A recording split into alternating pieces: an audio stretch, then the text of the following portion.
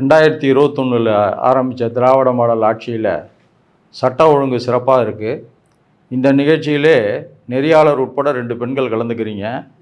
உங்கள் வீட்டிலேருந்து பத்திரமா வந்து பத்திரமா போயிட்டுருக்கீங்க. இதே பாரதிய ஜனதா கட்சி ஆளக்கூடிய உத்தரப்பிரதேசம், ராஜஸ்தான் போன்ற மாநிலங்கள்லாம் காலையில் வீட்டை விட்டு வெளில வந்தால் திரும்பி பத்திரமா போவோமாங்கிற சூழல் இருக்குது. மணிப்பூர் நிலவரம் என்னன்னு உங்களுக்கு தெரியும். நீங்கள் தமிழ்நாட்டில் இன்றைக்கி நீங்கள் ஒரு நெறியாளர், பெண் நெறியாளர் வந்து இன்றைக்கி ஒரு நிகழ்ச்சி நடத்துகிறீங்க. உங்கள் வீட்டிலேருந்து பத்திரமா வந்து பத்திரமா போயிட்டுருக்கீங்க. சட்ட ஒழுங்கு சிறப்பாக இருக்குது. கடந்த 10 ஆண்டு 2011லேருந்து 2021 வரை தமிழ்நாட்டில் என்ன நடந்ததுன்னு உங்களுக்கு தெரியும்.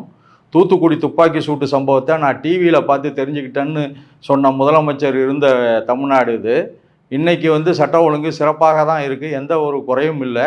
ஆங்காங்கே ஒரு சில சம்பவங்கள் நடக்கலாம். ஒரு 2 வயசு குழந்தையில இருந்து 80 வயசு பாட்டி வரைக்கும் குற்றங்கள் நடக்குது. இது அதாவது இந்த பாலியல் குற்றங்களை பொறுத்தவரை அரசு நடவடிக்கை எடுத்துக்கிட்டு தான் இருக்காங்க. ஆனா அதை விட மனிதனுடைய மனம் வந்து வக்கரம் அடைந்து கொண்டு இருக்கிறது. அதுக்கு என்ன காரணம்? அந்த வக்கரம் அடைகிறத வந்து நம்ம மனிதனுடைய மனம் விரிவடைந்து